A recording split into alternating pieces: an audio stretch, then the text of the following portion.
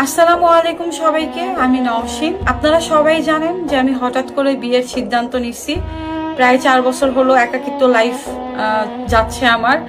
তো আমি কখনো ভাবিনি যে আমি বিয়ে করব। বিয়ে নিয়ে যে আমার খুব আনন্দ কাজ করতেছে ব্যাপারটা এরকম না। তো অনেকেই আমাকে অনেক দোয়া শুভকামনা জানাইছেন, সবাইকে ধন্যবাদ। আবার অনেকেই একটু খোঁচা মেরে কথা বলতেছেন, তবে আপনাদের খোঁচা মারা কথা আমি কানে নেই না, অবশ্যই ইগনোর করি।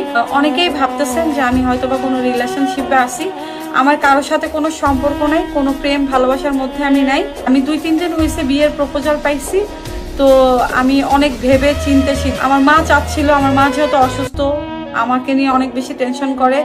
মা অনেকদিন ধরেই বলতেছে তোকে একটা বিয়ে দিলে আমি টেনশন মুক্ত হই বা চিন্তা মুক্ত থাকি। তো মা অসুস্থতা থাকার জন্য এই ডিসিশন নেওয়া।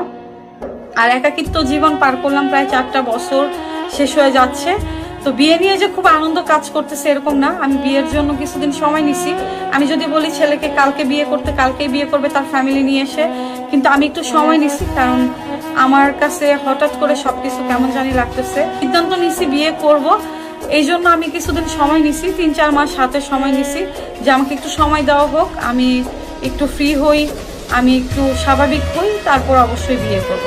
তো বিয়ে আমি খারাপ কোনো কাজ করতেছি না, বিয়ে করতেছি। বিয়ে একটা পবিত্র সম্পর্ক। এখন সামনে কি হবে, আমি সেই মানুষটাকে নিয়ে ভালো থাকবো কিনা আল্লাহ ভালো জানে।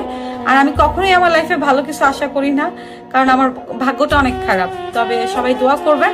আর যারা আমাকে নিয়ে খোঁচা মারা কথা বলতেছেন, আপনাদের বাজে কথা কিছু আসা যায় না, নিলয় নাই।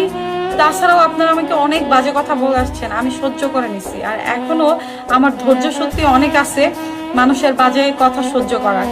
আর জীবনে এমন কোনো কষ্ট নাই আমি পাই নাই, তো কষ্ট পাইতে পাইতে পাথর হয়ে গেছি। এখন কোনো কষ্টকেই আমি ভয় পাই না। তো যাই হোক, যারা আমার জন্য দোয়া করছেন সবার জন্য অনেক অনেক ভালোবাসা। যারা আমাকে নিয়ে ব্যাড কমেন্ট করতেছেন তাদের জন্য অনেক অনেক দোয়া ভালোবাসা।